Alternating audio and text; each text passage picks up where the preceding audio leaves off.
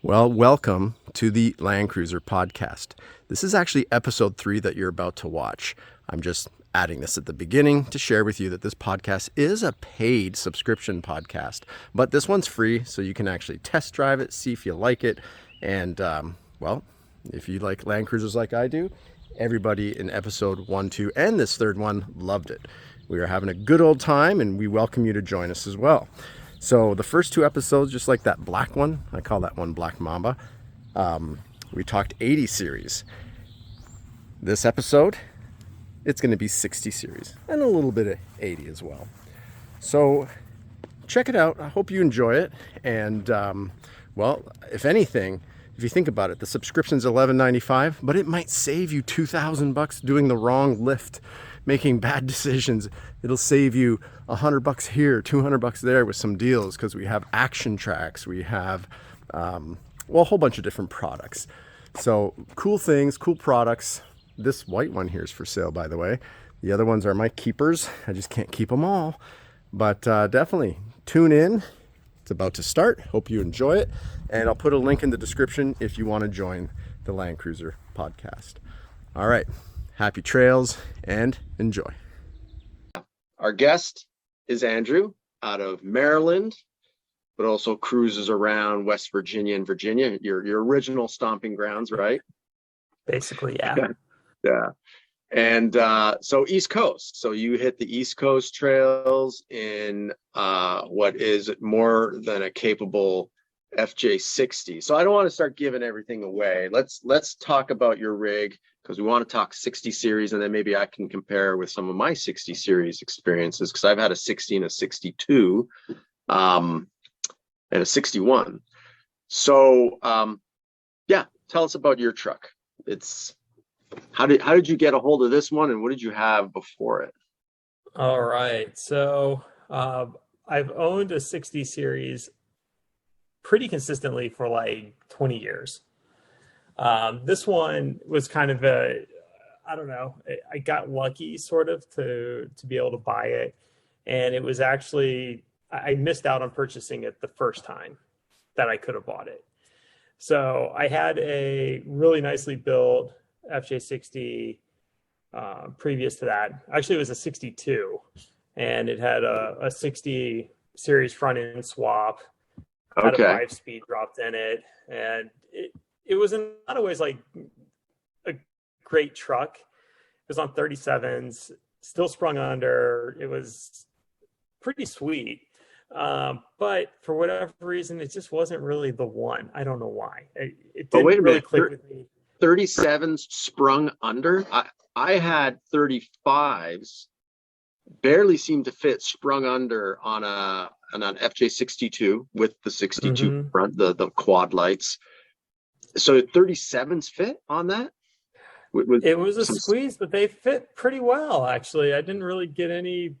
It actually drove really well on the highway, too. It was re-geared, and I guess the point to it, though, is that I bought it because I missed out on buying the truck I own now. Yeah, got it. So I was like, I paused, I hesitated. It was actually owned by a guy up in Canada, up in Quebec. And, you know, I was kind of dilly-dallying on it. He was trying to sell it for a long time, actually. And when I decided maybe I should buy it, I kind of held back. And so let me think about it. I wasn't sure about having to drive it all the way back to the U.S. and customs. And well, it originally started out in the U.S., so getting it in was actually not that complicated, but it was still a long ways away. And at the time, you know, he was asking what was, you know, a pretty high price for a 60 series. Now that price would be like nothing. A dream. Yeah, I know. It'd be like, if I put it on Facebook Marketplace at that price, I'd have like 250 messages in 10 minutes, you know? And so anyway, I decided I was going to buy it. And it turned out a guy down in Oklahoma City had reached out to him the day before and had booked a flight and was coming up to buy it. So I missed out on it. And a guy in the local club had this truck that was, you know, really, really awesome for sale as well. Or he was kind of toying with selling it. He cut me a really good deal on it. And I said, fine, I'll take it. And for whatever reason, it just never was like the right one. That's the And 37s, right? The one on 37s. yeah, 37s. And it was a great truck. I mean, they still wheel the hell out of it, I think. Yeah. Because I ended up selling it back to them a year later. So you belong to a Land Cruiser club, mostly 60 series? I'm kind of like that one of those rogue members that claims to but never pays his dues. I think there's a lot of us in the club like that. Yeah. And I try to be active. I don't do a whole lot with them, but I try to get a couple of things a year in with them. But yeah, so I told my wife, I was like, I'm going to sell it back to the guy I bought it from. And she was like, okay, fine. That sounds fine, whatever. And then I told her, and by the way, there's a truck that I just booked the shipping to send up from Oklahoma City. It'll be here in a couple days. And but wait a minute. So the guy from Oklahoma flew to Canada, brings the one that we have on our screen here with the 40s. Right. Brings it back. So you at least escaped having to do all that paperwork and bring it to the US. And then he contacted, how did you know it was for sale once he had it? He had it for about a year, and the guy in Canada had kind of connected us. And I was sort of like if you decide to sell it, this guy in, Maryland is really interested in it too. Yeah. And okay. That's so cool. I followed him on Instagram, and he had, he picked up a pretty, his truck would pop every once in a while on there. So I would see it and follow him and stuff. And he put one post up one day that just kind of hinted that he was thinking about selling it to buy something else. And it was just like, message. Like, I want it. So he added some money to the price he paid for it a year before, and we eventually made a deal happen. So when was that? 2019? That sounds about right. It was 2019 or 2020. I guess it would have been 2019. Yeah, 2019. Built out like this, the way we have it on the screen, and 2019. Okay. Yeah. Am I able to? You don't have to disclose price. I know this thing would be worth a fortune right now, but would I be in the ballpark if I said you got this in the low 20s? I would say you're in the ballpark. Yeah, somewhere in the 20s. And I want to say that 6 months later, I turned someone down for 46. Oh yeah. No, and I'm just saying this because that was like in 2020. Yeah, exactly. I think where you scored was 2019, before things started going crazy. And then the other way you scored is before he could actually put it on the market and start getting people coming in offering him higher. He's like, hey, I got it in Canada, right? Probably when he bought it in 2018. He's like, if I make a few $1,000, you scored. Like, because that is a 40,000 plus rig now for sure. Oh yeah, and he got it down he bought it in the teens, I think. So, yeah. But either way, I mean, it's been a really great truck. Really, the only big thing I've changed with it is the tires, to be honest. And hang on a second, we have some feedback on someone's mic. Mute. Did I catch it? I got it. Okay, cool. All right. Sometimes when people join, they don't know to mute their mic, so we have people joining us as we're chatting here. Okay. All good. All good. Okay, so it's 2019. You finally get your hands on this. Did you have both of them at the same time, or you kind of timed the one with the 37s? I've had a history of timing these really well, where one goes and the other one shows up. I did have them. I did actually, thinking back, I did have them. I think it was about a week overlap where I had both of them. So the neighbors were really happy. But I just changed the image to a side profile of it, just because maybe some people on the live Zoom call won't see it, but you'll see it in the recording. So there is imagery here happening. Okay, so here's some questions, because when it comes to 60 series, it had the 2F engine. and then it got the 3FE. So they went to fuel injection, electronic fuel injection in the 89 and 90. So I had an 89 FJ62. In your, I think you've had like 5 of these, including this one, right? Yeah. You experienced the 2F engine, and then what other engine swaps did you have in some of them? So the first one was let's see. All right, so the first one was an 86 with the 2F, Okay. and the 4-speed. So drivetrain was completely stock in that. Really, it just it ran 33s and aftermarket wheels, and was pretty much stock for the most part. With 33s, like it ran fine or sluggish a bit? Did you feel it was Actually, underpowered? some people complain, but it actually ran really well. It was a little rough if you wanted to go wheel it because your low wasn't very low. 86, you get a slightly lower transfer case gear though. Okay. So it wasn't horrible actually. And I mean, I was young. I was like, oh, I can go 80 miles an hour on the highway with this thing, and I did. But the 33s helped for that. And then the next one was I had an 88, I think it was an 88 FJ62. Yeah, 88. So it had fuel injection, and it was kind of a project. I fixed it up and ended up trading it for a Toyota pickup truck. I didn't own that one that long. But pause there a second. Difference between the 2H and that 3FE in your experience? The fuel injection is nice, but if you have a stock 62, the biggest issue is the transmission, which isn't terrible, but it slows that truck down so much because it has the 4-speed auto. Okay. So the 4-speed automatic is pretty sluggish. It's not horrible, but it definitely slows the truck down a lot. Now, the one I had before was a 62 with fuel injection, but it had the H55 5-speed transmission swapped into it. Nice. And yeah. I will say that if you've got a 62, it's a great modification. I mean, it turns it into a really peppy. It's just really nice. I mean, it's actually a really great combo. So if you had that straight 6. If you had all 3 cars like on the tarmac at an closed down airport, and you're like 1, 2, 3, go. Not that we're trying to go 0 to 60 in these trucks, right? These are cruisers, but just to kind of get an idea, would it be the 2H, the 3FE with the 4-speed automatic in last place, the 2H in second, and then the 55 tranny swap in the FJ62 the fastest?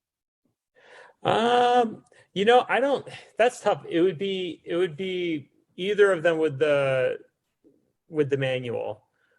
Actually, it's hard to say because like even the 5-speed first gear is like a granny gear in that. I mean, it's you pretty much take off at lights in second all the time because it's just so low. So you can start in second. Yeah. But the automatic transmission would be by far the slowest. Like the stock 62 would definitely be the slowest. I think with the earlier 60s, it just comes down to your carb and how your carb's tuned and how well it's running. If it's in really good shape, thing will move pretty good and it's not bad. But fuel injection is pretty awesome with them. Yeah. So yeah. I don't know. So I wouldn't race them, but yeah. But that's pretty cool because you didn't have like just the same FJ60, same engine. You had, the 2H, the 3FE, with a manual trans, the go-to one, right? Like you say, the upgrade that is worthwhile to do. Then did you move to a Shavoda at one point or like a V8 install? Yeah, so the current one, it's the only time I haven't had a Toyota driveline, and it has no Toyota driveline left. I mean, it's a Ramjet 350 and NV 4500 5-speed manual transmission with an Atlas 2 transfer case. So it'll go really slow when you put it down in down and low. Yeah. But it definitely, even on 40s, it's the fastest of all of the ones I've owned. I mean, it moves pretty good. Yeah. Once you get up around 70, 75 miles an hour, it's not as happy. But I think that's just because it's big. Yeah. But it's definitely the fastest accelerating. And honestly, it's got really great road manners too. It actually, I've dailied it for like months at a time, and it's totally fine. And this It's one's just kind of fun. spring over axle. Yep. Yeah, spring over axle. When you go 40s, no choice there, right? Yeah. Well, and I get a lot of questions from people about the suspension, and some people are kind of thinking, oh, you can just go buy this, which you can't really do that. But they do ask me what's the biggest, what's kind of like the part of it that really is like icing on the cake, I guess.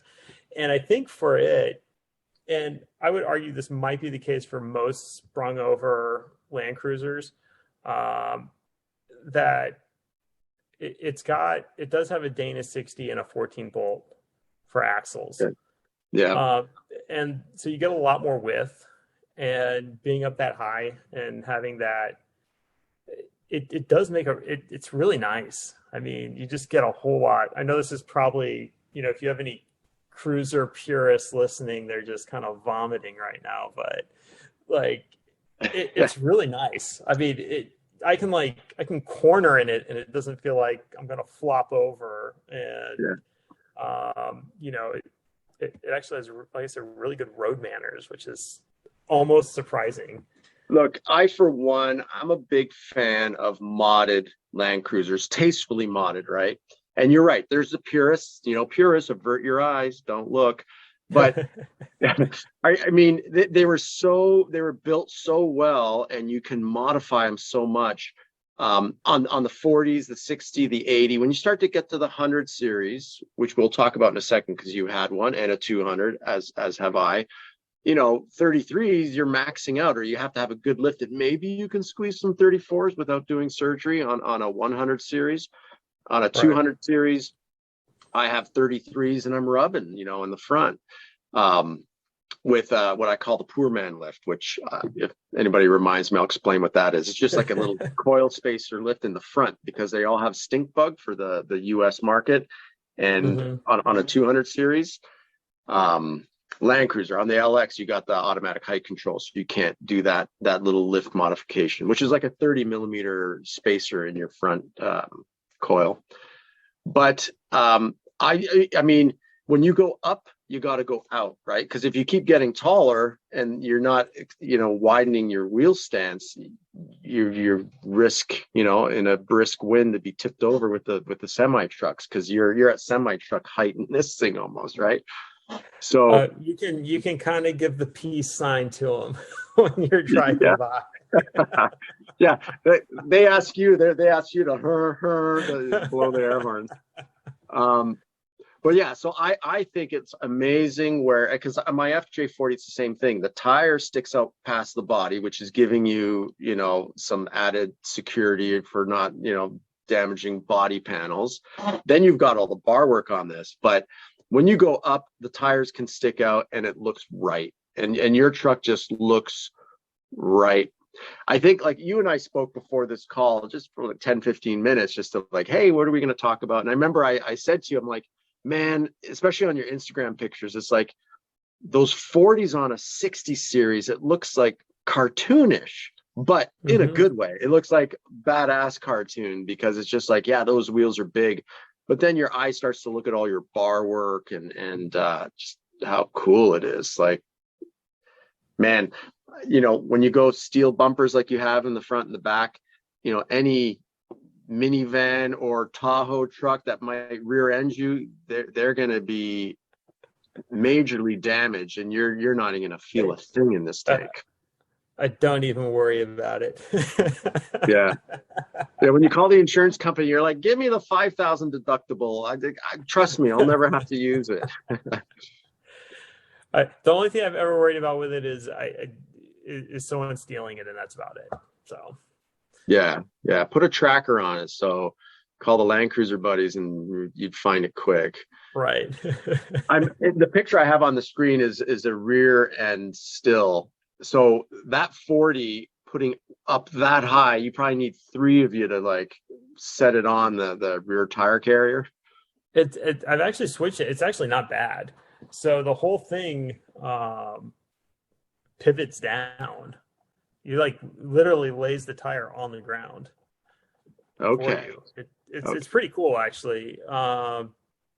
You kind of I need to do a video of how it works because people ask me about this sometimes, and they're like, "Yeah, good luck. You know, how do you get the tire up there after you take that one off?" And the whole thing does. You just pull a pin, and you can pivot it down, and it pretty much. I mean, the tire will just like rest on the ground, and it's not bad actually. It's That's pretty cool. easy. Or you can go halfway down if you back up to a pilaster flat, like a higher surface, or back up to some stairs. I get you. Okay. None of mine swing down like that. So I once put a 35 with a Fuel Zephyr heavy beadlock wheel by myself. I was just impatient. I get impatient. This weekend I put a roof rack on by myself with no help, and it was interesting how I did it. It's on my YouTube video. Yeah, no, I put 2 big car covers on top of the car, and I went to the tailgate, dropped the tailgate, and I did it from the back and just tilted it up and over. But yeah, if I didn't put the covers on, I would have scratched my paint for sure. But I had good, coverage. But I was going to say the guy that owned it up in Canada, so he built the bumper actually for it. And he's got a pretty sick 40 as well that he's built up. It's got a Ramjet 350 in it also. He goes by like Truckee McTruckerson or something, I think. It's a blue 40. Okay. If you like my truck, you'll love his 40 also if you're in the 40s. Yeah. But yeah, he built the bumper for it. And I mean, it's just and the front bumper. I mean, it looks great. So his bumper in the rear, it looks like a coastal off-road. It looks coastal off-road, but then all the bar work is the eye candy. It looks really cool. I'll move to another screenshot. There you are. So yeah, 1985 FJ60. And I would suppose that the engine that you have to have in this to turn those 40s is a big V8. The same with me in my 40 series. I have the 40-inch Trepadors, so that tire is a heavy tire, right? And a 5.7 is needed. But you say Dana, I did in my FJ40. Believe it or not, my rear axle is from an 80 series with the locking diff, but turned into a manual. So I have a lever up front, with the stick shift and all to do that. That's cool. Yep. And then the front is locking hubs from an FJ62, which I guess the go-to design on these 40 series. FJ62 extended 3 inches to get that extra width in the front, and then turned like 10 degrees or 12 degrees for for the drive shaft to be done right. So so it's kind of still all Land Cruiser, except I do have Atlas and a SM 420, and then the 5.7. So it's a hybrid too, which you got to do when you do one of those builds to turn 40-inch tires, and then a good transfer case so you can get into those low gears and crawl, right? Because that's what these do. No, I'm still admiring it. And again, it's the YouTube video version of this podcast will have this video that people can see. What about East Coast compared to, because I'm West, you're East, trails? Do you get good rock trails, boulders, like rock crawling, or are you more in the mud and rocks, or what are kind of the trails you like to hit with this? There's like a little bit of everything. I mean, I think it's nothing like out west, and I've never wheeled out west. A buddy of mine just went out there, and he drove his 100 series out there, and was just, he's like, it's like driving on sandpaper. It's like sticky, and you went out to Moab and had a good time and stuff. And here it's a little bit of, there's definitely some rocks. Things are a little more slick usually, and and it will get pretty muddy depending on where you're going and how wet stuff is. I think here you just have a big fluctuation. We went out to this spot called the Cove that's out near Winchester, Virginia, a little bit after I bought the truck, maybe a year after I bought the truck. COVID kind of screwed up my wheeling plans because everything kept getting canceled and everybody was closed. But the first day was kind of dry, but the second day was just, it was just mucky and gross and slippery and everything. So you never really know. It when it gets wet, it can get pretty muddy though. So I think that the hardest part you'll find with wagons just in general is you just have a lot of trees. So it really is kind of, you're not worried. You're like, okay, I can get over that, but is the back end of the truck gonna, do a weird little wonk and, bend up and put me in a tree? Got it. So you're not talking pinstriping. You're not worried about the pinstriping. You're saying like, I'm going to hit the trunk of a tree. Trunk. Yeah. Like you're going to break your back window out because you pop up and you're actually kind of, you spend a lot of time looking at what's kind of behind you when you're going forward, because, but if you're in like a 40 or something, you can just kind of like plow on through. It's not that you're not so worried about that. But bigger West Coast, the trees are spread out, but I did go to the Doozy Ersham, which is known as one of the hardest public trails in the U.S., 33 miles, and you're at like upwards of 9,000 to 11,000 feet.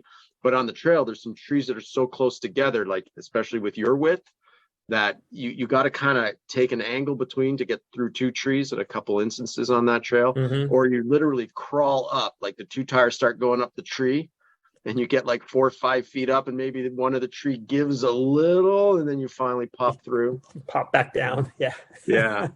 Pretty gnarly. I think that's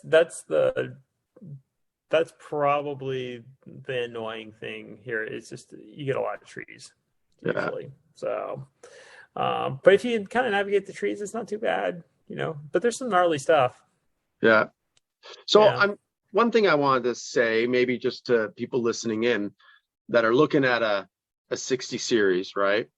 Because our first two podcasts were all 80 series, and 80 series are super popular, I think, because coils, just the flex, maybe you can get more flex than leaf sprung, maybe not. I mean, it depends. That's a whole other subject actually, because I'm leaf sprung on my FJ40. And the one last thing just to add to that, I have FJ55 leafs. So what you do is when someone is the 55 leafs are done and they're giving no more support and they're about to throw them out, you're like, no, I'll take them, because you want them to be flat, and that gives you all the flex. But that being said, when it comes to a 60, because let's face it, the engine, not the 91, 92, 80 series, that came with the 3FE. And in my experience, I had an 89 FJ62. I named it Ted. I got to name my trucks so I know which one's which over the years. So Ted was awesome. Lot of them, so. Yeah. Ted had patina on the hood. The side was still, shiny. It was never repainted. It was that like bluish metallic gray. Beautiful. Loved it. Like I was going to paint it at one point, and I had a friend say to me, why would you paint that? That patina's perfect. Like there was no clear coat left anymore on the hood, and it looked perfect.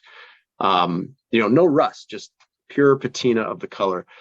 So my one thing, like beautiful truck, again, sprung under, but for some reason, I think it's because I had a Manfrey reverse shackle lift.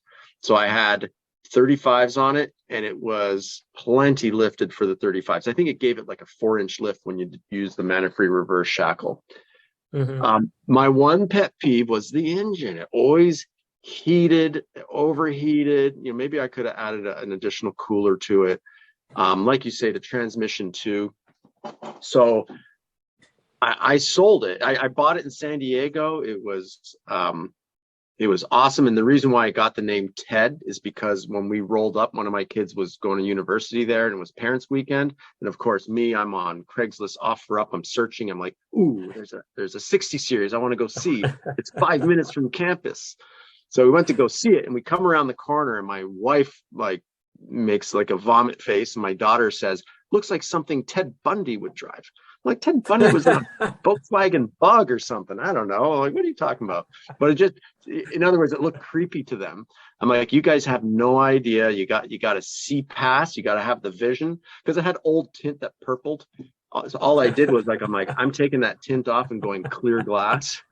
So I got rid of the violet tint, and I put some nice Mickey Thompson wheels on it. I put the 35s on it, and put a period correct confer roof rack. That old school with the curved edges. That I was so lucky to find for like $200. I just had to paint it, make it look nice, fresh and black. So just amazing. But the reason why I ended up selling it, because I still miss that truck. It's like the one that got away. I put it on my Instagram, and I called it the one that got away. It's because the engine was just frustrating. And I wasn't going to go put an LS in it for what nowadays, 30 to 40 grand is what they're charging at Corsetti or Cruiser Tech or any guys that do those conversions. It's big bucks. So I sold it. Mind you, I bought it. What did I pay for? I paid $7 grand for it, because it sat for 6 years and it had a discrepancy on the Carfax. When I got it, I found out the discrepancy was because some schmuck at Pep Boys was too lazy to go look at the odometer and just put 1580000, which was inaccurate. So I got it corrected, which to me put the value up $158,000, 158,000 mile original, on the engine.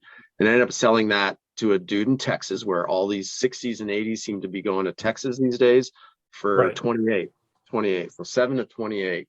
But when I sold that, I have 80 series, 100 series, 200, all the other ones, my 40, I just still missed the 60 series body. So I was lucky enough, again, in San Diego. So glad my kids went to college there, because every time I went to San Diego, I was like, what's happening in the Land Cruiser world down there? So I picked up an HJ61 with the diesel, the 12HT diesel engine. And when I got into that, and compared to the 3FE, I was like, oh my God, what a dream. And I've never had a 2H. I had a one, not a 2H, a 2F. I think I said H earlier. That's the diesel. You had a 2F. 2F, yeah, 2F. I had a 1F on 35 swampers on an FJ40, and that thing was it was a struggle, going up hills. It was just slow, just not enough power. Manual though, but still not enough power. So that diesel, it just opened up my eyes to the Land Cruisers we never got here in the States, which are the diesel ones. And truth be known, I had a 1HZ diesel before I got that 12HT in the 61 series. So that 1F engine I had in a FJ40, I traded it with a dude in New Jersey that had the HCJ73 diesel. So we traded. I never test drove one before. It was sight unseen, except for videos. When he put that truck up for sale, he just said, "Hey, I want a FJ40. Who's interested to trade?" And I think there was 30, 40 guys throwing their FJ40 on the table, saying, I'll trade. And he picked mine just because it looked modded, it looked lifted on 35, spring over axle. It was badass. Just, the engine was left it wanting, which I think the guy ended up putting a V8 in it. But we traded, probably best trade ever that I've ever done. So when I got that for the first time, right-hand drive, JDM diesel, got in it, and I was like, oh my God, this is phenomenal. And that's not even turboed. So then I got the HJ61, And with that turbo, it's so torquey, so amazing. If you ever get a chance to drive one, I'd do it. It probably feels more towards a V8 than definitely the inline six. Right. So after those two diesels, I fell in love with diesel so much. I'm like, I got to experience the 80 series. So I got the 24 valve 1HD FT. Right. And Right.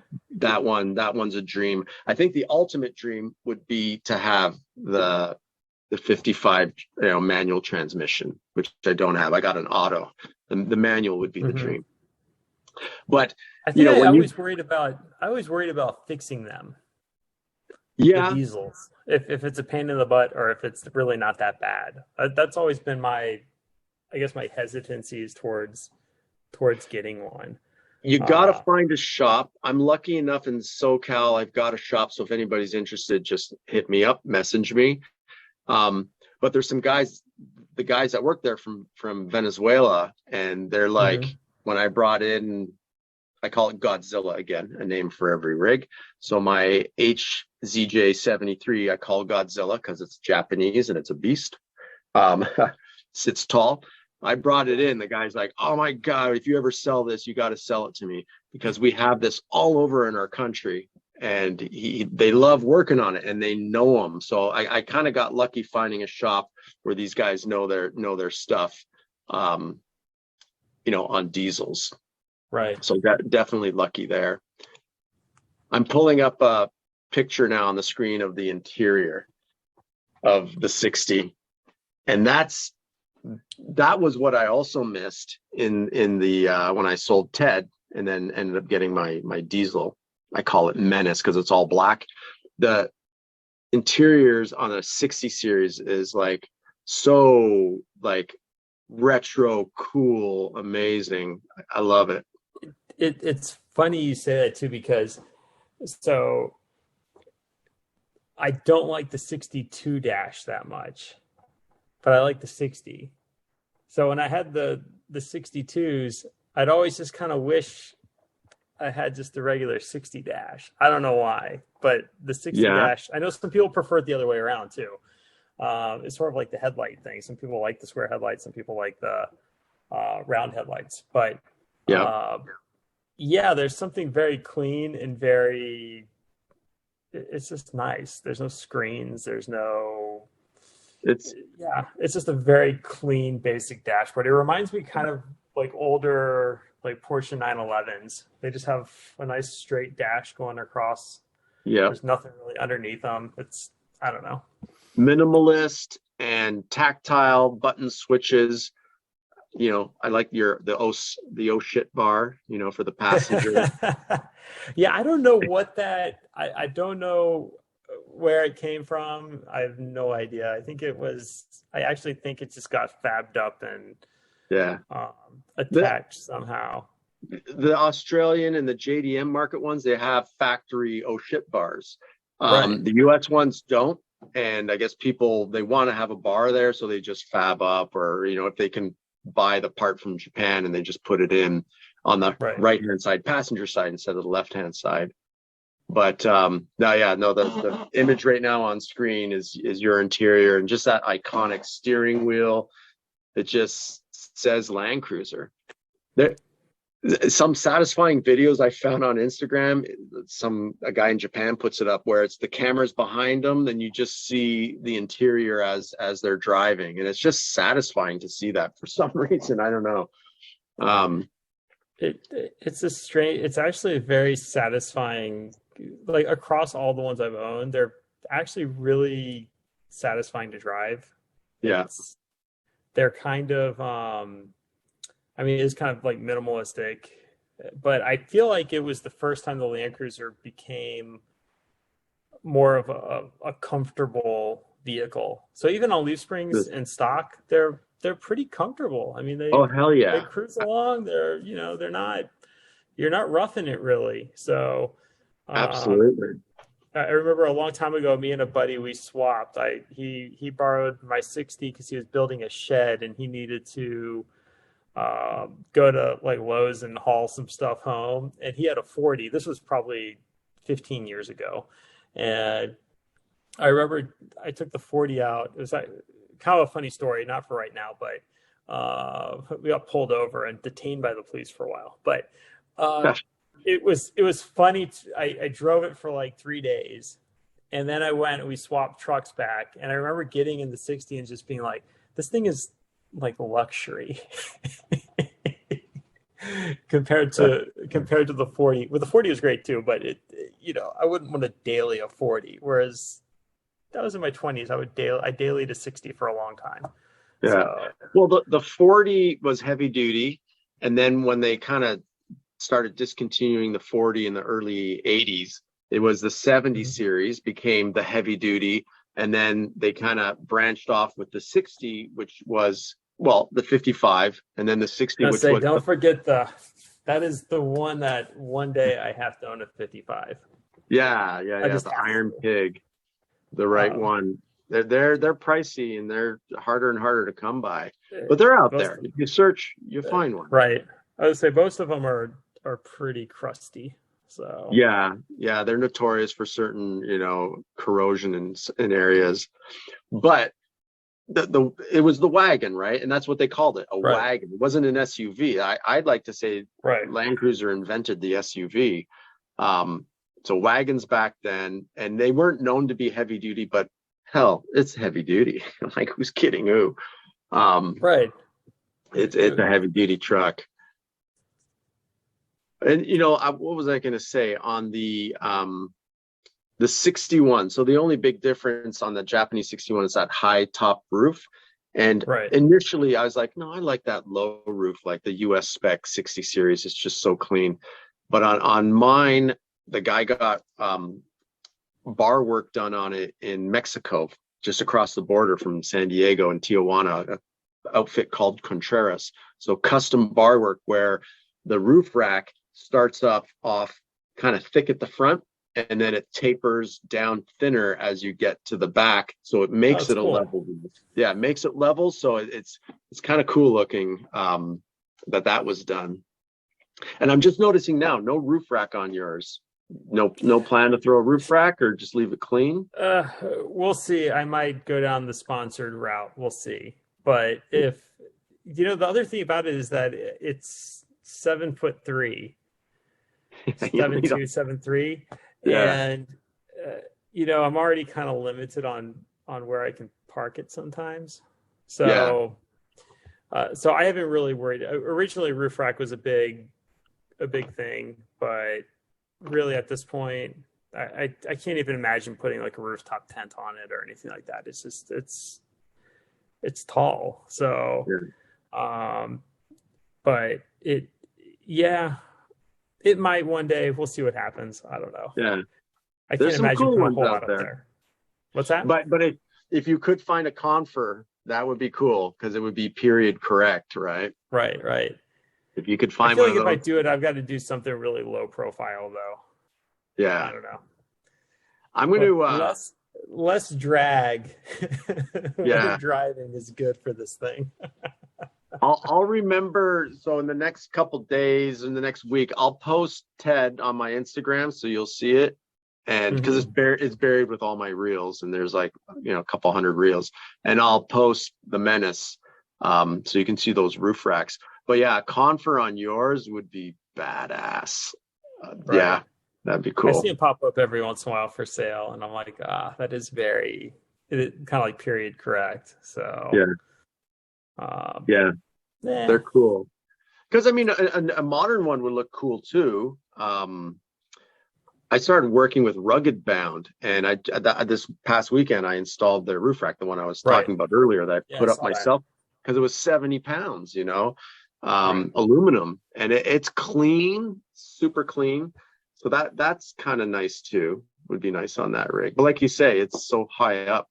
And I'm glad you told me, so you're 80 inches tall, and I think Godzilla. So I can imagine if I was parked beside you with the Green Machine, I'm like 80, 82, and same thing with Godzilla, where you ain't getting it. You're not going into parking garages, and you're certainly not going to get it parked in a home garage unless you have like a RV size door. What's really interesting is that if you put my wife's 200 in high. She's got a Lexus 200, so she's got the AHC height adjustment. If you Yeah. put it in high, it's not. It's pretty. It's pretty darn tall. It's But actually still, not. but It beside makes my this, still truck looks. not look that big. Actually, it's pretty wild. And hers is just stock. Yeah, So yeah. I maybe it's just me making justifications for stuff. no, that thing should be tall. That's part of the beauty. Like you pull up beside some person in a minivan or even a Tahoe stock at the lights, I'm sure they're looking up saying like, "Holy Jesus, what is this? Right. What is this It thing?" kind of puts you in perspective of some of the bigger new vehicles, though. I mean, like you get next to like an F-350, and their hood's taller than my hood. Their front ends are super tall, for sure. Wildly tall. Pretty much all of them are now. But I come up beside an Escalade or maybe not the newest model where they went super tall on the front end, and I just tell them, like, they roll down the window and I'm like, "You got some bird shit on your roof. You might want to get that off. It's going to eat away your clear coat." Yeah. Reminds me, I have some on my car. So that the white sticker going down the side, I looked at that and I'm thinking of getting like a goldish one to put on the Menace. Did you do that, or that was already on Bar Wonder? It was already on there, and I believe it's actually painted on. Oh, it's painted. Well, I do see there is a sticker version of that, because that unless someone clear coated over it. Well, I was gonna say I know there's a guy who we've talked online before. He has his is basically like the more stock version of mine. Like the exterior is almost exactly the same, from like a paint color, the same Toyota decal, and some other guy's basically building it the exact same way too. He's like, "I hope you don't mind that I'm ripping on the look of your truck," and I'm like, it's a free country, man. You can paint it however you want, like, I'm not gonna come after you and shame you or anything. That's one of my favorite colors in a 60 series, is that like sandy tan color, and then that decal is perfect. That's yeah. I just changed again, side profile. The color's really nice. Like aesthetically, I think the truck is, it's beautiful. But what's funny is that I always come with these excuses of things to do to it, but there's not really a whole lot left to do. I mean, I've got drawers for the back of it, and I haven't even put them in. You know what you do with this truck? You enjoy it. That's what you got to do with it. That's what I try to tell people online all the time. I say, just enjoy it. Whatever you got, just go out and enjoy it. Don't put off, taking a trip or doing something because you haven't had time to mod it yet. I was like, you can, like, 99% of anything that takes me off pavement with this thing is like a fire road. I mean, it's not even, we used it almost more like family camping, like mini overland excursions. Yeah. I'm like, just go out and have fun. I mean, well, and one thing I wanted to add, when we spoke briefly yesterday, is, I was asking you about your truck, and did you do a lot of these modifications? And you kind of like bashfully said, "No, I got it. It was built like this." I'm like, you're taking a page out of my book. Like, you're singing to the choir. I agree. When I got the Green Machine, it was built out, and that guy took 10 years to do it. There's a lot of blood, sweat, and tears, and whoever builds a vehicle like this, they got more into it than usually what they sell it for. So, for those of you who are looking at a 60, an 80, a 40, if you can find one built already, hallelujah. And sometimes when you see the price and you're like, that's a lot of money. Who's kidding who? If you're going to put an LS in one of these, get ready for 40 grand. when you are bringing it to the shop and you're not wrenching yourself and you're lifting, you're doing this and that, it all adds up. So if you can find one that's 95% done, meaning the 5% is like, okay, you might change shocks at some point, or you might do some tweaking, some engine work to it, do a tune up, like that sort of stuff, give it your own touch. Which is what I feel like I did to my FJ40. I've done, I've put a couple grand into it since I got it. Tweaking it and making it mine. But yeah, it was built. And I don't know if I had the patience to go through an entire build, which would take years and can get frustrating, Right.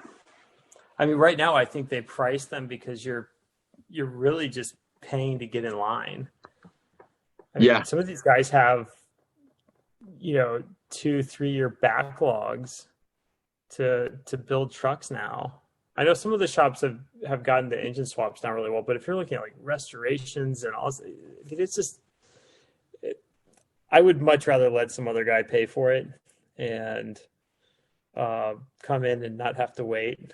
I get some immediate gratification.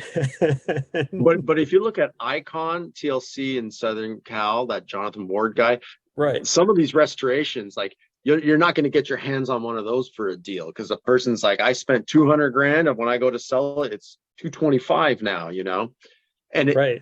If you think about the era when we were younger, in our teens, 20s, seeing these growing up, some people on this call are 6 years old seeing their first cruiser. And then, you have a family, and then you're making money, and, just you sell a house here or there, and you start having some good cash. Then you revisit that dream, and you're like, God, this is the truck I've always wanted. Life's short. I'm going to build it out. And these are the people that are spending those big bucks, getting in line saying, hey, I found a 60 and now I want to put this engine in, and they're willing to spend the 40, 50, 60, 80, 100 grand.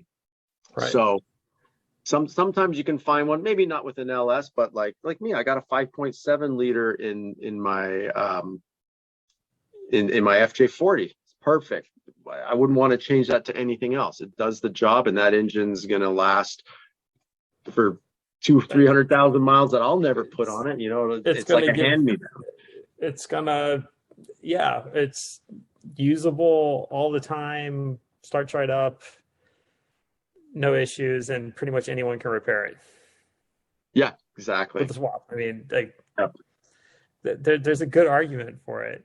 So, I don't know. I know we kind of joked about like the whole built not bought thing, and and I'll get a comment every once in a while about it. So actually, there's a page that's like something like built not bought trucks or something. It's like an Instagram page. I don't follow it or anything like that, but they reposted my stuff, and of course, you look at their comments, and it was all like, not built, and I just kind of laughed at it, and half of them just drive beat up Civics and live in their mom's basements anyway, but it's always a private account is always the one that is the biggest critic. So, and I get a lot. I'm bought not built.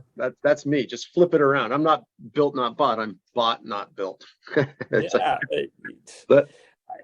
don't get it. So let someone else. Hey, someone builds a beautiful rig, and when they put it for sale, whoever buys it, you're the new one that gets the bragging rights. Right. What's it supposed to do? Light it on fire and go build another one?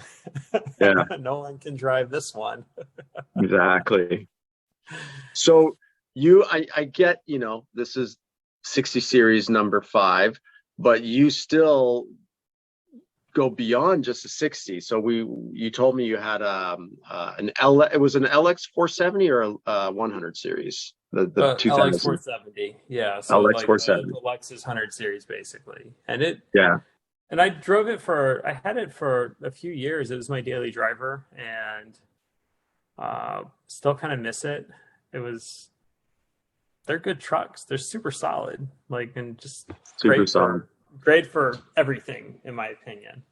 Well, because Toyota finally threw a V8 in their heavy big trucks. So, what that was 230 horsepower, I think was 98 through 2002. And then 2003, they went to 235 horsepower. And then 0607, which was kind of like my favorite one.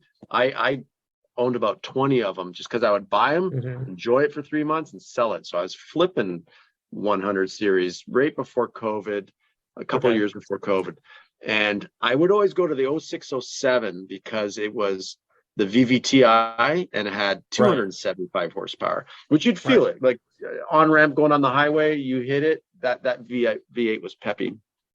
But, the drive, the frame, everything, was the same throughout all those years. They changed the transmission in... it was 04, right?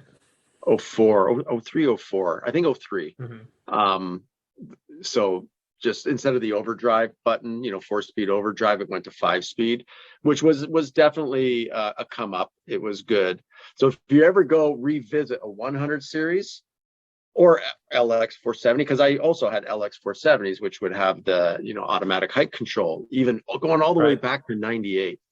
Totally reliable, not like Mercedes or Range Rover air suspension. It's hydraulic. So it's like, yeah, unless you rusted the bottom of the vehicle and it went through your hydraulic lines, the metal lines. Okay, that's a problem. But yeah, 0607 to me, the best of the 470 and 100 series for sure.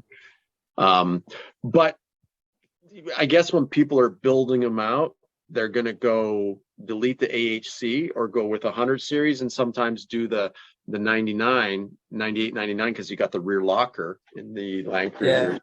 Yeah. The front was, but I think the front end is a little weaker or something on the 100 series. I think for 98, 99, I think you had some issues with the diffs popping and stuff.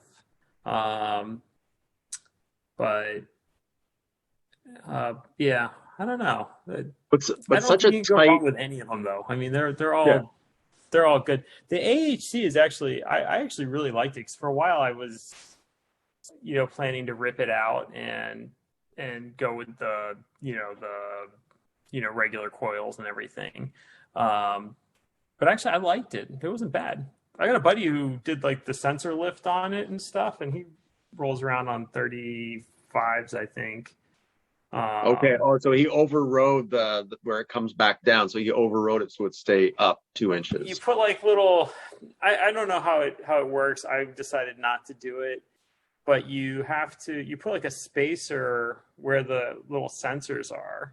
So you kind of like space them up, and then it still rides and operates just like it would normally, but it thinks it's where it's at, but really you've kind of raised it up like 2 inches or 3 inches. I think it's about 2 inches, something like that. But I've seen some of these guys run, loaded up rigs with drawers and racks and bumpers and everything, and they're still in the AHC. And I think most people just never change the fluid.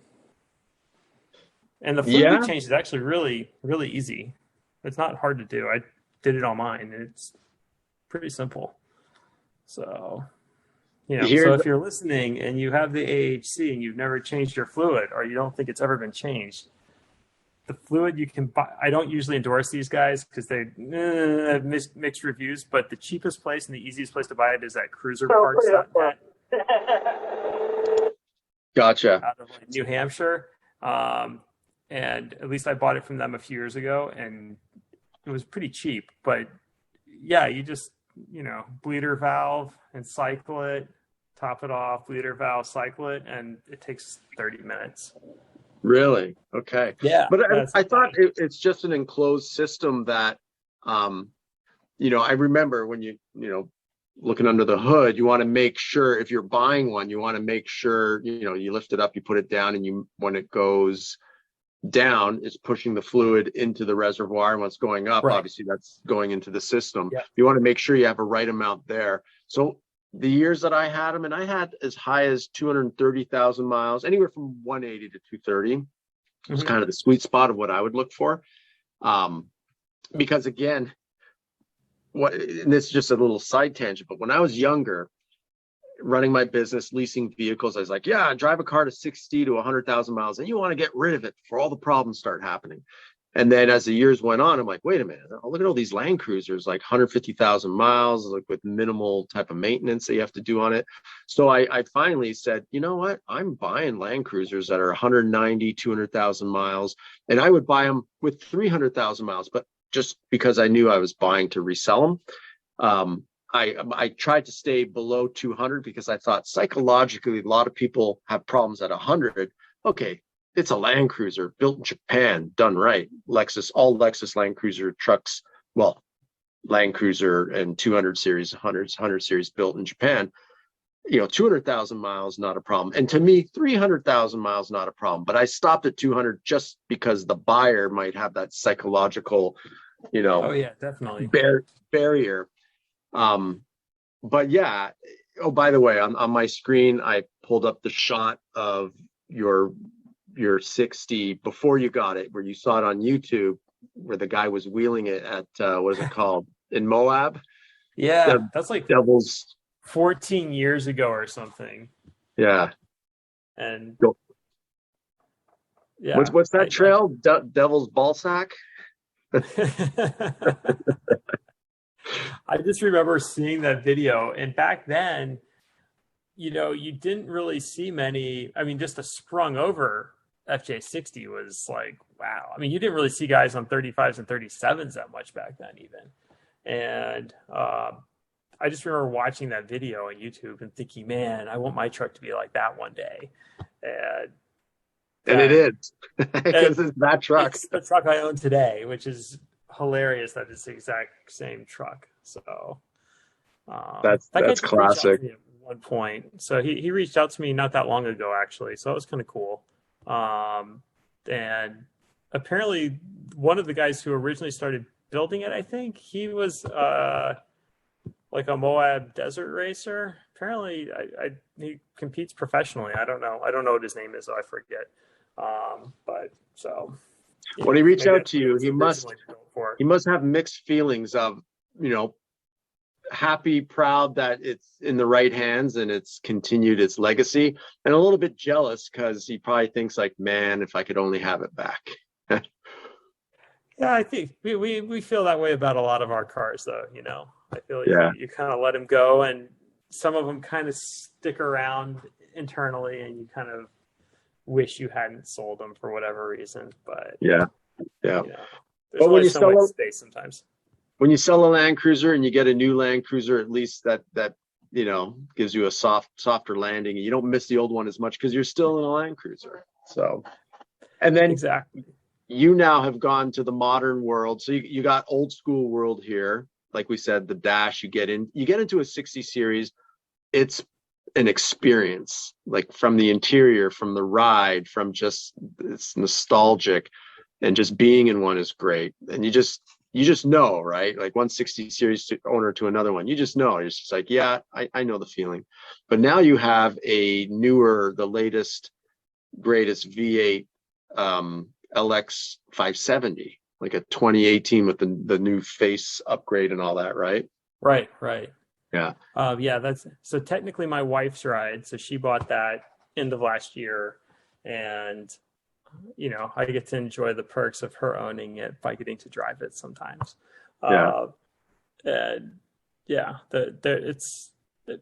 It's nice. That's the best way to put it. It's really nice. I think the variety. I love it. Yep. And I shared with you, my wife, I have a 2008. So it's the same frame. They changed the trans, but the engine's the same. The automatic height control's the same. The seats are the same, but they changed body. The dash totally upgraded because 2008 is a long time ago. 10 years prior to your 2018. But we have 250,000 miles on it. And all I've ever done, pads, tires. Pads wear down in the front pretty quick in those, but pads, tires, a couple rotors here and there. Right. That's it. I think the only problem I did have, I was driving a Mammoth going like 90 miles an hour, and then all my lights were going on because we couldn't see that the radiator blew, because everything, 90 miles an hour is just flying down the side panels. Right. So luckily I was like halfway to Mammoth, and there's like a military base, small town. So I limped it over to a garage. We left it there, rented a car, went to Mammoth. The guy put a new radiator in it, but the radiator, it's plastic, hard plastic or whatever materials they use, not aluminum or anything. And it cracked from end to end, like 30, 40 inches long. Oh, Just wow. cracked the whole thing. But that engine in the V8, maybe something you don't know, I'll share with you. You're made in Japan, and they actually do like an MRI of the engine. So they pour, when they do the cast, from the bottom up versus pouring it in where you can make little small bubbles. And they do an MRI, and it has to pass all these stages for it to say, okay, this is good. If there's a little imperfection or bubble, melt it down, start over. So that's why these V8 blocks from Japan, from the 470 or the 100 series, that's why they last so long. Like, that's just one aspect of so many things that the Japanese engineering does that they just don't do here in the States. And when someone says like, oh, I got a Tundra V8, same as yours, it's I-Force, I'm always like, no, it's a great engine, don't get me wrong, but it's not the same as the V8 that's in a Japanese built Land Cruiser or Lexus. Not the same. The Japanese built part is the real deal. So I agree. Absolutely. Sometimes no, 100%. Just so much better built out there. Because our manufacturing here, when it's lunch break, great big American hands eating hamburgers and then working on the engine with our big fat fingers, right? In Japan, they're a little bit more refined. I digress. But I mean, we're past an hour, so I mean, you and I, we could probably go on and on talking Land Cruisers. But I think one of the great things of and anybody can relate. You have a car, it's daily, you're driving it all the time. I don't care what you're driving. Eventually, you get kind of like, same old. It's the same thing all the time. We get too used to it, and we start to lose our appreciation. So something nice about having, the Land Cruiser not as a daily or like, every other day, and you have the LX 570, you go from one different experience, right? Get into the other different experience, and it makes you appreciate, like on the weekend, on a Sunday, Saturday morning drive, you jump into the 60 and you're like, okay, relax time, not in the rat race. And I think the variety is key. At least it is for me. And I'll say, even like, if you had this and a diesel 60 series, totally different experiences. A 2F or a V8 in it, different experiences. So all those little things, like in my 80s, I have Otis, which is an FZJ80, and I got Black Mamba, which is my diesel 80. They look, they look the same. They don't look the same, but they're both 80s. It's the same chassis frame. It's body on frame design and all that. But because of the engine, they just total different experiences. And I can't get bored. If I drove one every day for 6 months, I admit it, I'll get bored. But and that's where you're tempted to sell, and then once you do sell, then you regret. So when you have a little bit of variety, and all it takes is 2, 3 even spreads out the variety more. You really appreciate the vehicles so much more. I'm very guilty of the wanting variety. So yeah, I have to have a little bit. I just have to. I don't know. Otherwise, I'm always car shopping. So I'm mostly happy right now. So yeah, definitely. Well, you got the best of both worlds there with 2018 and then a 1984. Yeah, I mean, it's not bad. 85. Yeah. 85. So, how many years difference is that? That's crazy when you think of the time difference. Yeah. Well, I mean, if you think of 85 now, I mean, it's wild to think that that's pushing almost 40 years old. Yeah, absolutely.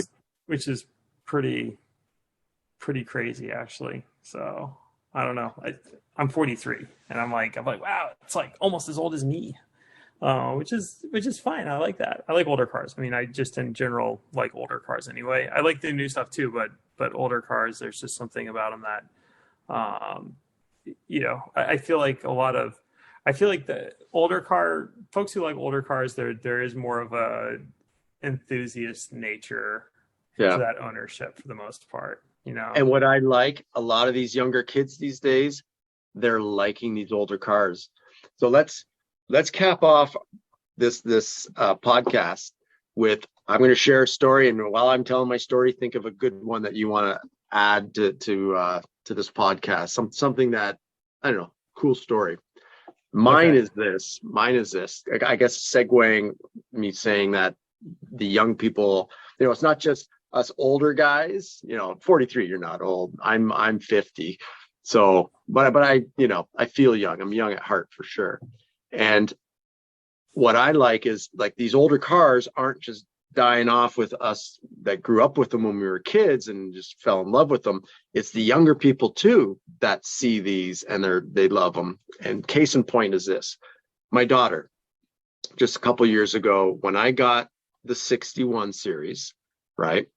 1990, the diesel.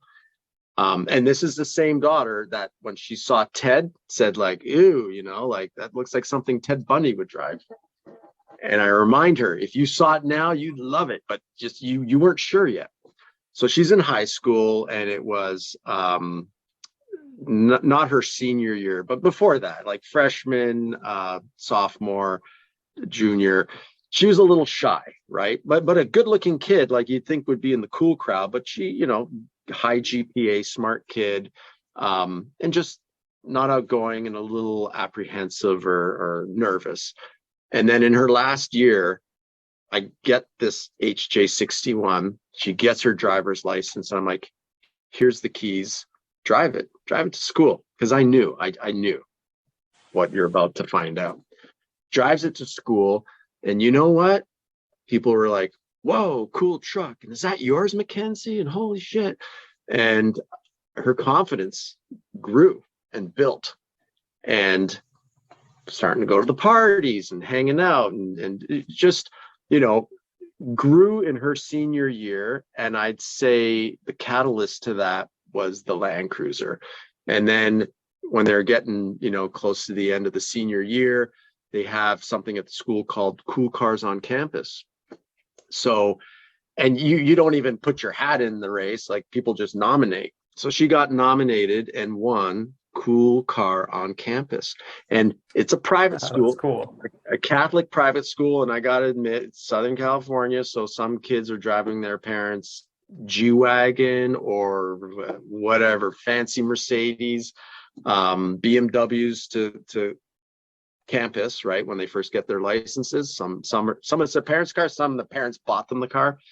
But here's my daughter driving a early 1990 Toyota Land Cruiser diesel, pushing out black smoke from time to time, and gets Cool Car on Campus. So I remember she told me, it was a Wednesday, and she's like, Dad, can we wash the truck? And I'm like, let's wash it on the weekend. She's like, no, tomorrow's the final voting for Cool Car on Campus. And she didn't even finish her sentence. I had 2 buckets of soapy water and got the hose, like, let's go.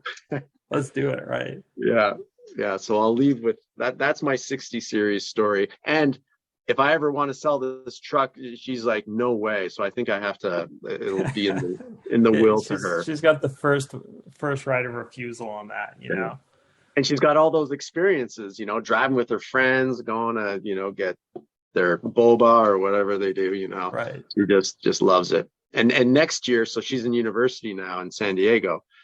Can't have a car on campus your first year. Second year you can. Guess what she wants to bring down there? So it'll go back to itself from it. Good luck. go back to its origins in San Diego. Yeah. I don't know if I have like I guess my in a way kind of story with the truck. It's not really, I guess it's not really like a specific story. It's mostly just that kind of in relation to what you're talking about with like younger people and stuff. It is neat to go all these different places, and you get reactions. And I don't drive anything that I own because I want attention. I just drive what I like. I've got a stupid loud Maserati, for instance, and I drive it for me. I don't really care what anyone thinks, or if they think it's cool, whatever. It's cool. I'll talk to anyone about it, but what year Maserati? I didn't buy it for the flash or anything like that. Yeah. No, I'm with you. You drive what you want, but real quick segue, what year? What model? It's an '04, so it's one of the older coupes when Maserati first came back to the United States, basically. Nice. So I did and sorry, I'm stealing the floor from you for a quick second because I'll forget, but we're coming back to you. I did a video on Land Cruiser owners, and I said someone who owns a Land Cruiser, 60, 80, 100, they always own a sports car. And it rings true time and time again because you have the best of both worlds. A off-road, lifted, slower truck. So that you go to the other end of the spectrum, you go lowered, super fast, high horsepower sports car. So you can satisfy the two on your shoulder, right? The angel and the devil is like, go fast, and like, let's go slow and rock crawl.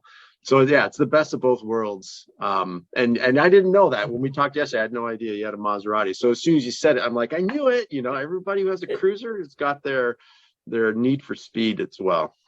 It's that variety thing. It's nice, Yeah. Some days you feel like you want to just fly somewhere, and other days you just want to kind of take it easy and chill. So, and it's funny you say 04 because I have an 04 Porsche Turbo, and I have an 04 E55 that's tuned to 600 horsepower V8, that symphony sound. So same thing, like not new school, like old school sports cars, right? Yeah. We'll see. I might get a Gran Turismo to replace it at some point, but I'm always saying that. Who knows? We'll see. Yeah. But from the cruiser standpoint, I would say that it is really cool that, like, I bring my kid to school in it sometimes, or I pick him up, or just when we're driving around and stuff. In a way, it's kind of neat that it makes the kids like slow the parents down to like make them look at it, and they're just like, look at that, you can see their lips moving, like, monster truck, as you drive by, and it's kind of like, it's not a monster truck, but okay, but it's neat to see enthusiasm, and that people are kind of drawn to certain things, and I think cars are a neat part of our culture and our society that just owning this truck in a lot of ways. I'm on a podcast right now. Yeah. I own a cool truck. Yay. But, I should have like a beer and a cigarette, I feel like, on a podcast. I've met a lot of really cool people around that. I mean, I think that's like automotive culture and enthusiast stuff overall. But, specifically with this truck, I've had other neat stuff in the past, but this specific truck, I've met, so many people and some really, really cool, interesting folks that, kind of come together with the whole car thing. So if there's one thing, maybe it's not the coolest story, and there have been some neat stories. I remember first owning it and just being like, why the hell is that guy standing in front of me at an intersection taking a picture of my truck? I'm at the red light and he's standing in front of my truck taking a picture of me in a truck, It was hilarious. That happens with this truck all the time, though. But it's neat that it's pretty cool. I don't know. I've seen other, kind of like automotive and like influencers and stuff say how a lot of stuff started just from owning a vehicle. Absolutely. It's an automatic door opener. People just say that's great, or I own something like that, or we learned about this guy's like crazy telescope the other day that was mounted to a rack on the back of his Ford Bronco. It was like 8 feet tall. He like takes it out for special stuff. but he came over and talked to me because he was like, oh yeah, I had a Land Cruiser a long time ago and this thing's awesome, and it's just neat that you kind of, it gets people talking to each other and stuff, and there's a nice normalcy about all that. You can't go to the gas station without having at least one person come up and exactly what you say, like, my uncle had one of these, or we had one of these, or oh my God, or even they didn't even have a Land Cruiser. They're like, wow, that is just so cool. And like you say, it's not like you got it because you were looking for that. Me neither. You got it because you're like, I like that truck. I want to drive that. I want to have that experience and enjoy. But part of the enjoyments too is sharing that fun with people and talking Land Cruisers like we are here, Oh yeah. It's I think social media has changed it a lot too, where it's kind of brought so much more to it. We were in I was pumping gas in Thomas, West Virginia, which is this little town that we go to all the time. And, it's really tiny. And this lady she kind of comes up, she's like, is it okay if I take a picture of your truck? My son's got like a 4Runner. He's really into the overland thing. He was just, this is so cool. And so she took a picture of it and sends it to him. And then she comes back like 30 seconds later. She's like, is your name Andrew? Are you Bar Wonder on Instagram? My mom meant Bar Wonder. and it's pretty funny though, because it's weird how you can go places and people recognize, kind of know of you, and they mostly just know of your vehicle. But I've got friends who have some pretty exotic cars, and they're kind of in the same boat. People just kind of know of them because of them. And it was the first time it ever happened to me. It was kind of weird. I was like, really? Wow, this is so strange. But yeah, people, they see it on YouTube, they see it on Instagram, and then they see it in real life. It's like, I know that. It's almost like a celebrity sighting, but it's it's all about the vehicle, right? It is. It's cool. So. And I was about to say that your true, really cool story was actually what you said right off from the beginning. You saw this on YouTube. You're like, I need to get a truck like that one day. And then fast forward a dozen years, it's in your driveway and you can call it yours, and it's looking better than ever. It's a funny way the world works. So yeah. Hallelujah. A self-fulfilling prophecy. Thanks, YouTube. Yeah. Seed. It's exactly when you plant the seed in your own mind, sometimes it comes to fruition, and rightfully so. The right person has it. That's the truck found you. You know what I mean? It's like the truck knew it and said, I need the perfect home, and it found it. I always say it's pretty much like the only thing I own materialistically that I have no interest in selling. Like, I will fight away a strong offer. Yeah, as you should. Hey, I'll leave you with this thought. I'm going to plant the seed. If you ever think of selling this, call me. Call me. Maybe I'll have something cool to trade with you. Maybe if you want a Maserati. Just kidding. Yeah. Because they're. Oh yeah, I took notes. Gran Turismo. Okay, I'll throw a Gran Turismo sweet in the pot. Yeah, because you'll never find another one like that. That's what's so cool about a lot of the modded Land Cruisers. They're all unique in their own way. There's so many aftermarket. Like, you can add this system, that shock, that lift, this roof rack, that bar, that front bar, this other front bar, this rear tire carrier. So many options that they all get their own unique look, their own fingerprint, Totally. All right. I'm going to promise myself not to go and bring a trailer in the next 48 hours because I'm excited about Land Cruisers. I might make a purchase. That being said, I know we're still going overtime here, but hey, it's cool. The guy that was on last month's podcast, he bought from Bring a Trailer an LX 450, and again fell in love with them. He had Ford Broncos, Not the ones that are all 150 grand now, but the OJ Simpson Ford Bronco. Everybody gets an instant image of that white Bronco. So he had one of those, and he doesn't like leaf sprung vehicles. He likes coilovers and feels the 80 series was the best ever coilover truck that you can get. So started to fall in love with him to the point where he went on the podcast a month ago. He had 3 of them, Land Cruisers, that is. So an 80 series and an LX 450 that was it's the record one sold on Bring a Trailer for 100 grand. 100 grand 80 series, but did have 24,000 miles. So I'm on Bring a Trailer about 7 days after that podcast, and I see a 80 series with like maybe 50 to 60,000 miles sell for about 60 grand. I'm like, holy cow.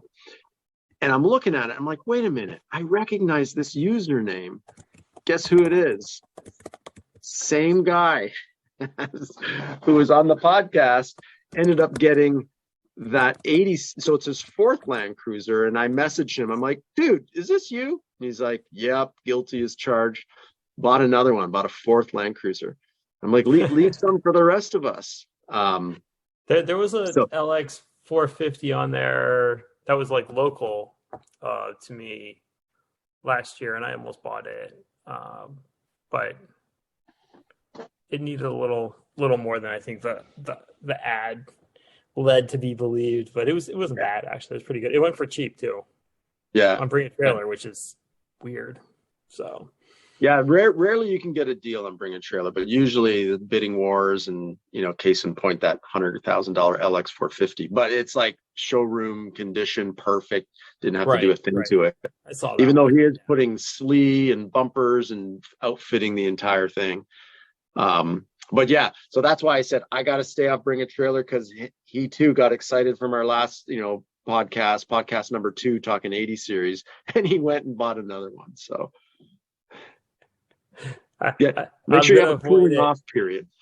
We've got the JDM import guy close by, and I'm always tempted to go look at some of his stuff. So he's supposed to have a high ace crew cab diesel flatbed coming from Japan, and I'm strangely obsessed with them. I'm really debating. We'll see. I don't know.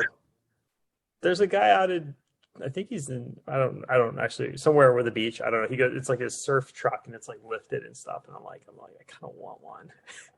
Yeah. Me, it would be a 76 or 79 series. Like, oh God. Some of those you see in Australia, which are like $250,000 vehicles that do the whole back end, like you say, the flatbed in the back, and they put all the enclosed gear. Oh my God. They're so badass. Yeah, if I could share a picture of what I was thinking of, I would totally do that, but I don't have one right now. But yeah, that's pretty cool. So 25-year import rule when it comes from Japan. So yeah. And that's why the guys in Canada, they have a 15-year import. So sometimes they get it first before, we can get our hands on them. Right. Yeah, so we're only up to 98s are starting to come in, which is now possibly the 1HD FTE engine in a 105. Which will be interesting. So those we can start getting our hot little hands on. Exciting. Yeah. Well, cool. Andrew, like, what an awesome call.